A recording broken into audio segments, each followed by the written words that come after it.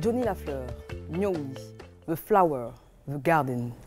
La fleur s'est fanée lentement et s'est définitivement éteinte le 25 octobre 2014, laissant désespérément vides les jardins du cœur de ses fans. Mais qui était-il vraiment? D'où lui venait sa passion pour la musique? Qu'a-t-il laissé à la postérité? Le journaliste Eric Kossa s'est penché sur son parcours, son œuvre, sa vie. Bonsoir à tous, merci de rejoindre RTI2 et bienvenue à Entre les lignes.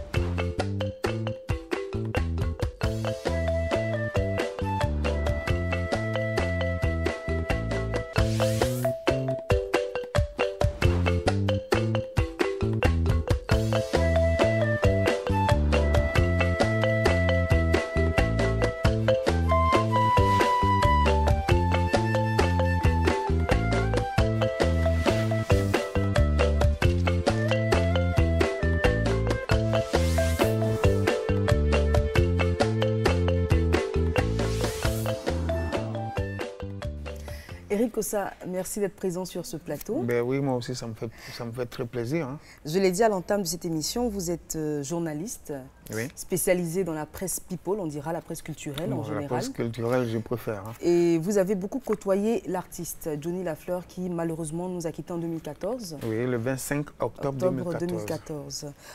J'imagine que vous côtoyez beaucoup d'artistes qui malheureusement nous quittent. Pourquoi est-ce que vous avez décidé de consacrer une œuvre à Johnny Lafleur? Bon, pour plusieurs raisons en fait. Johnny, c'était un ami. C'était un frère. C'est quelqu'un qui a beaucoup apprécié le magazine dans lequel je travaille et qui, depuis le début en 1994, nous a accompagnés. Il était toujours présent avec nous. C'est le mannequin, l'artiste maison, quoi. C'était la mascotte de la rédaction. Tout à fait, c'était la mascotte de la rédaction et c'est par rapport à lui d'ailleurs que la page 2 du magazine dans lequel je travaille a eu du succès. D'accord. On appelle cette page-là la page Potin et c'était la page de Johnny Lafleur, quoi. Et il y a des gens qui achetaient le canard ou qui achetaient le canard parce qu'il y avait toujours une petite information sur Johnny Lafleur pour le chahuter, pour le taquiner, pour l'embêter un tout petit peu. Voilà. Donc Johnny, sa vie, en fait sa carrière artistique était liée à notre magazine en quelque sorte.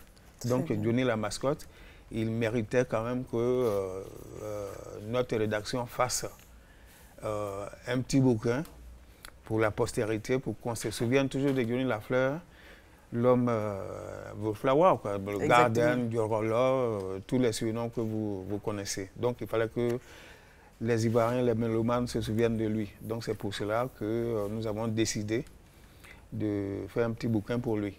La préface est signée Georges Taï Benson. Oui, le boss. Le boss, animateur, producteur qu'on connaît tous. Et il a de très belles lignes, tant pour vous que pour l'artiste. Oui.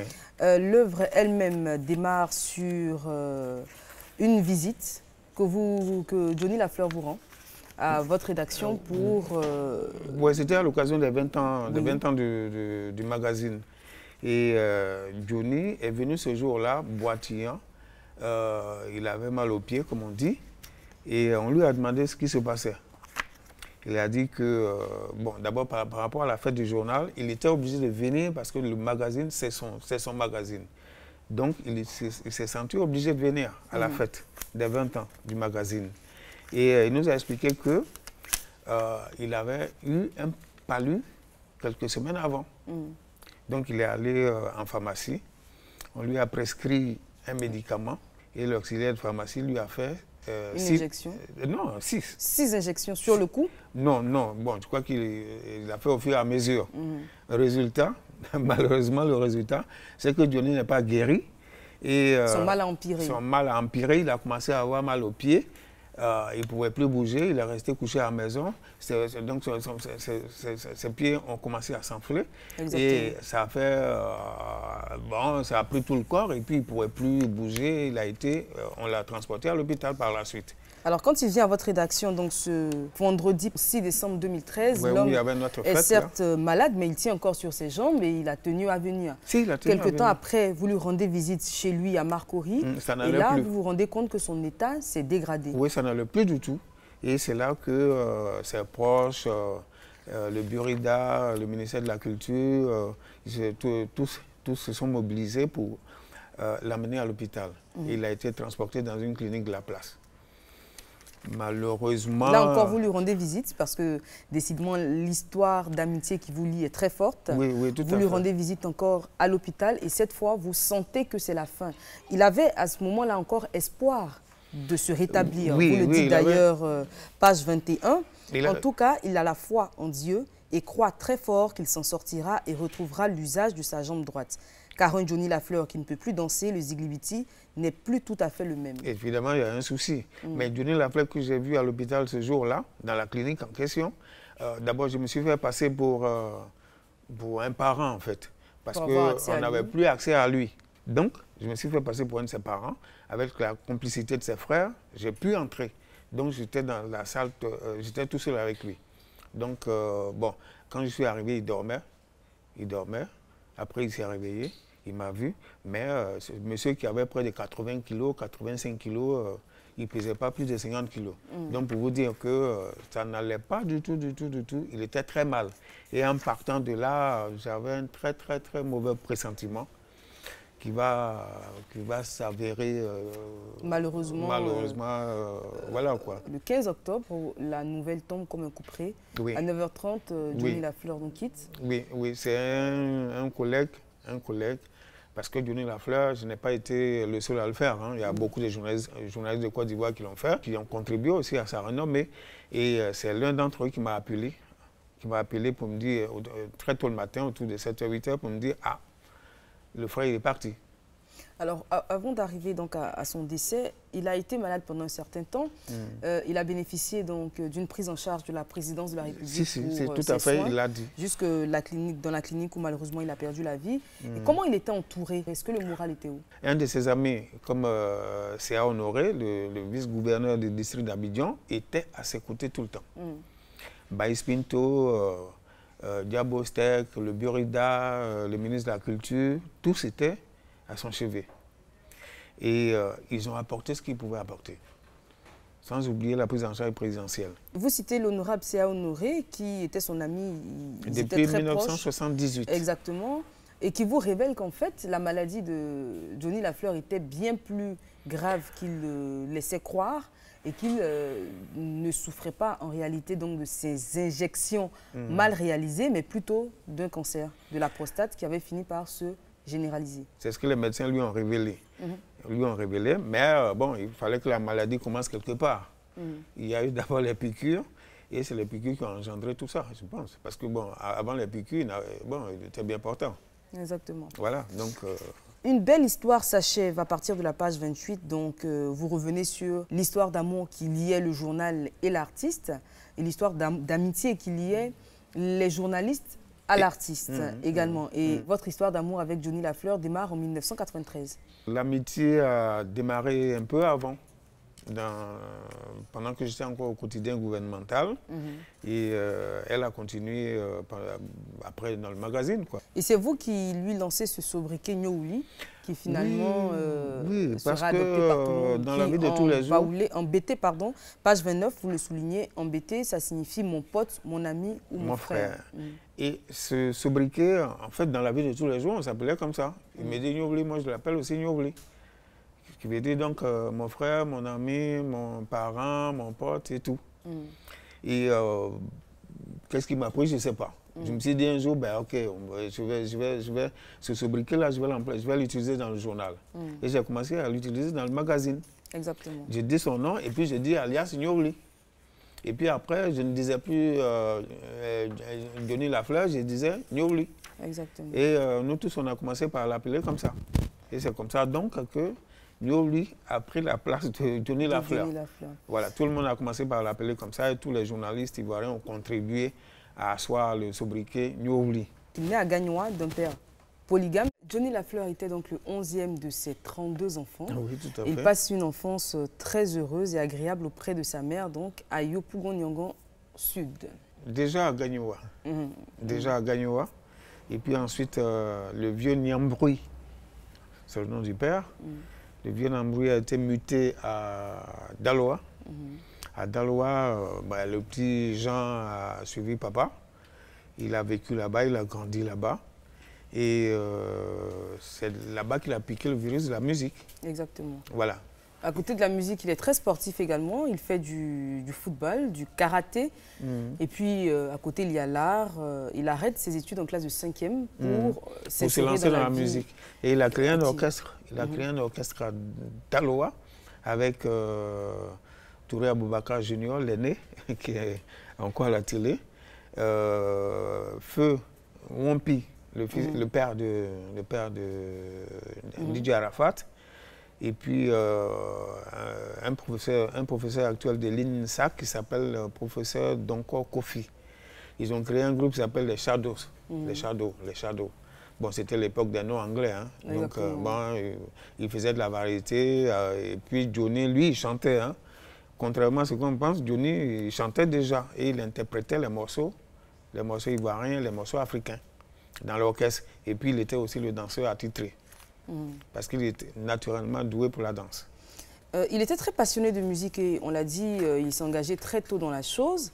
Il forme un orchestre assez jeune avec les noms que vous venez donc d'évoquer. Tout à fait, à Daloa. Il était très très fan de Ernesto Djedje. Oui, tout à fait. À qui il voulait ressembler. Tout à fait, tout à fait. Il était un grand fan de Djedje depuis Daloa. Et quand il est monté sur la capitale, comme on dit à l'époque, bon, après tu viens à Abidjan. Il est venu à Abidjan. Il allait aux répétitions des Iglibitiens, comme on les appelait, l'orchestre d'Ernesto Djedje.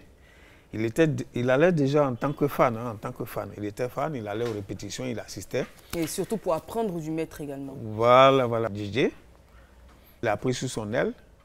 Et c'est comme ça que, finalement, il est devenu membre du groupe. Au départ, il ne l'était pas du tout.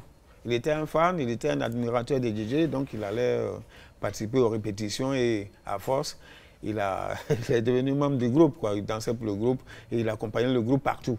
À la fin, il a intégré le groupe en tant que danseur. Mais au départ, il n'était pas du tout membre du groupe. Et quel danseur il était, pour ceux qui ne l'ont pas connu? Il était un très grand danseur. Il était un très grand danseur et tous les spécialistes le reconnaissent. Il égalait Djedje. Il égalait Djedje et pour cela, Djedje aussi l'admirait beaucoup. Il était, bon, pour les Iglibiti modernes qu'on a vus, c'est le meilleur, quoi. Et les Iglibiti, c'est une danse qui n'était pas facile à exécuter, elle était très technique. Très technique, la chorégraphie n'était pas simple. Et le coup de tête qui venait à la fin, bon, c'était magistral et puis il fallait le faire. Et il arrivait à tenir tête à Djedje. Et pour ça, il apportait un plus à la prestation de Djedje. Et par la suite, quand il a commencé à sortir ses chansons solo, il a sorti 5 albums. Et quand il allait se produire, en fait, c'est pas la chanson de Johnny qui intéressait les gens. C'était son C'est les pas de danse, scène. la bête de scène. Comment il va se démener, qu'est-ce qu'il va nous créer cette fois-ci. C'est ça qui était extraordinaire avec lui. C'est ça qui était extraordinaire avec lui. Et en la matière, il est parmi les premiers danseurs, sinon le premier danseur des Zigouillités en Côte d'Ivoire, après Didier. Dans tous les cas, après, bon, franchement, le maître, il respectait l'élève. Hein. Ça, c'est clair que... et c'est ça qu'on reconnaît surtout, c'est ça qu'on retient surtout de Nyobli. Sans oublier les sapes luxuriantes, flamboyantes. Voilà, il y a eu en 1997 un duel mémorable, vous le dites, des héritiers du Ziglibiti. Donc ce duel a opposé Johnny Lafleur et Blissy Tébile. Oui, un duel au sommet, comme on dit, comme si c'était un A5 Africa, quoi. Et il y a des gens qui ont même déconseillé. Il y a des gens qui ont déconseillé à Blissy Tébile, qui lui est bon chanteur, hein. Ils lui ont déconseillé d'affronter Nyobli, d'affronter Johnny Lafleur en duel.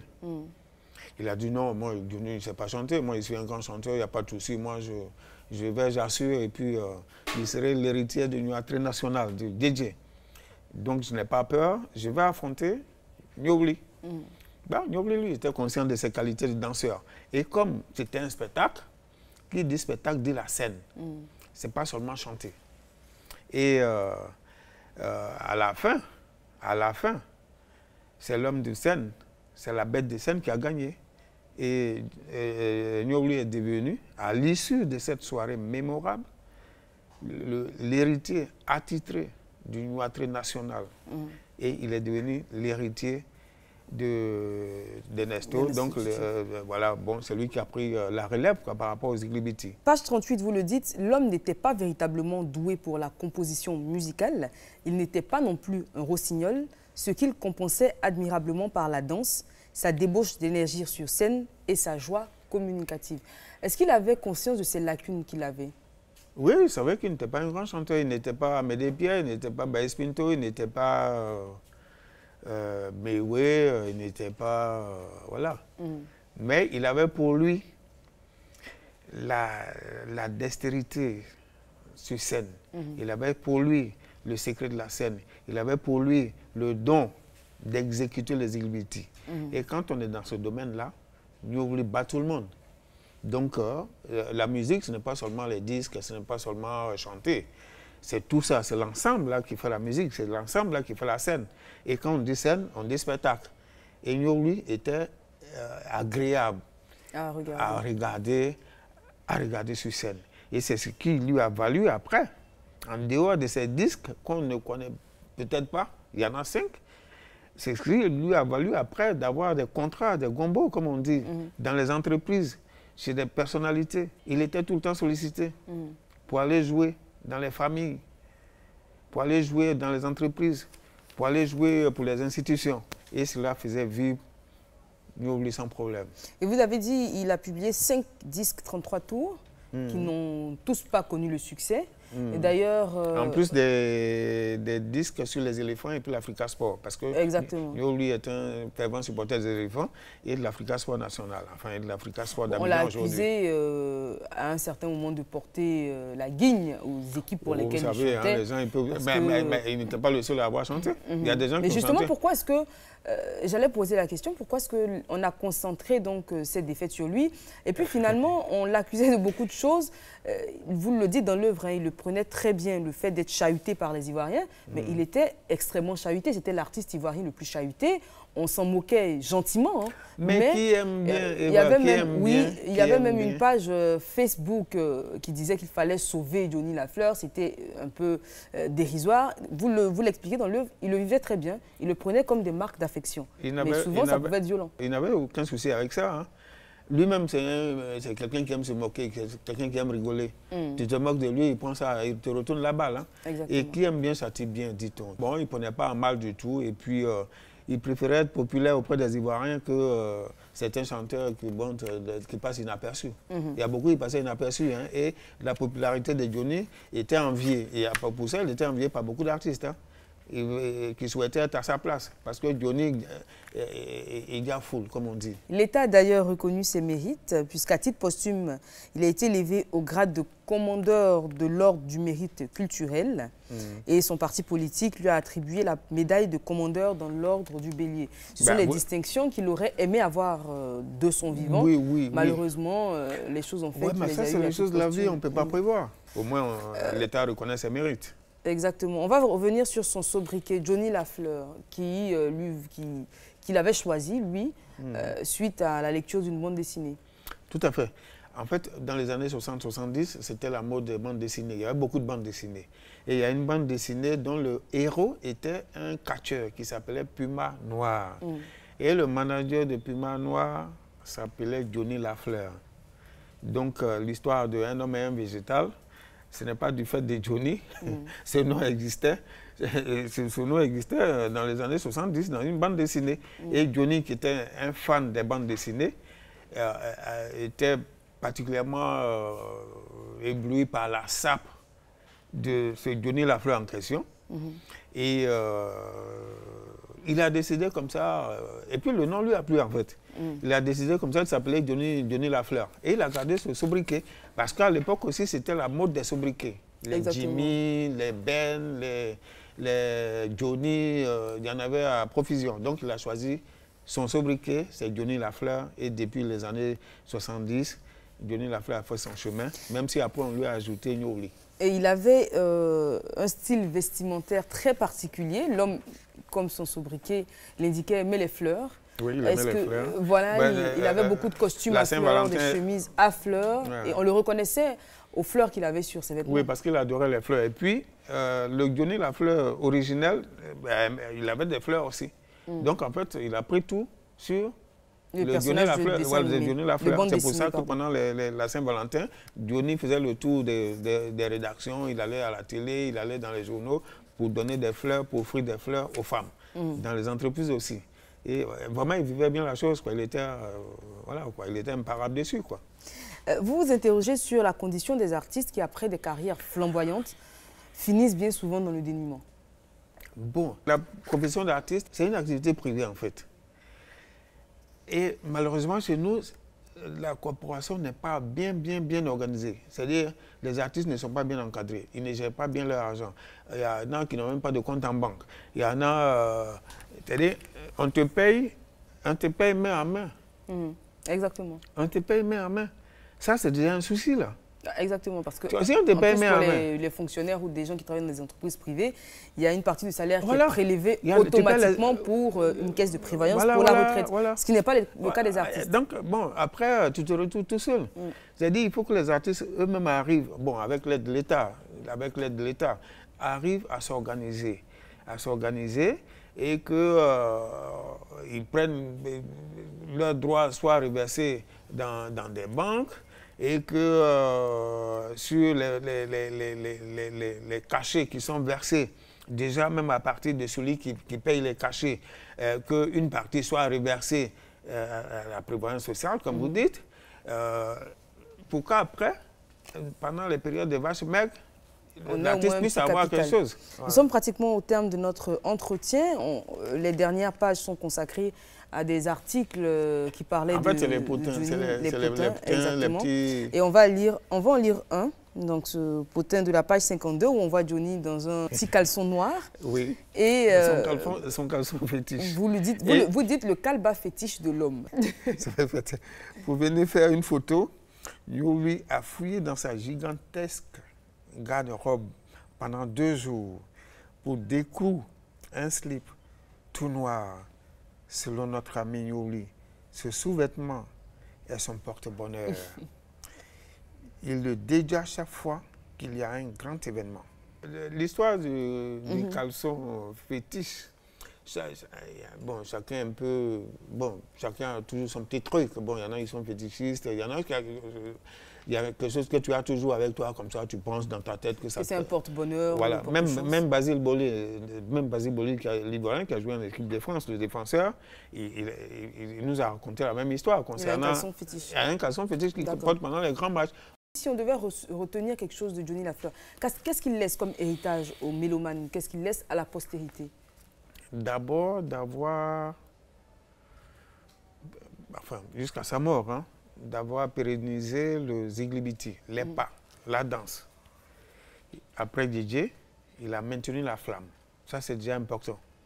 Aujourd'hui, on parle toujours des Ziglibiti. Et quand on parle des Ziglibiti, on pense au pas des danses. Ça, c'est clair, il y a contribué grandement, fortement. Et aujourd'hui, le Ziglibiti vit toujours. Il vit toujours. En tout cas, les pas des danses ont été vulgarisés suffisamment par Nyowli.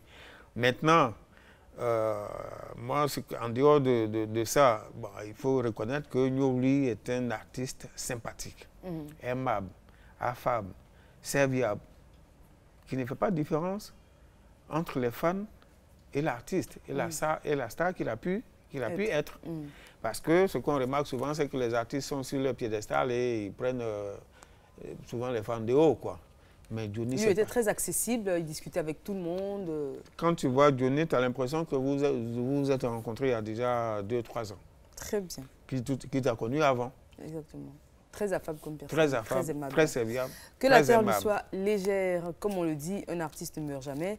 Et cette œuvre, il était une fois Johnny Lafleur, sa vraie histoire, est là pour nous le rappeler. J'espère que vous avez pris plaisir à suivre ce numéro de votre magazine Entre les lignes.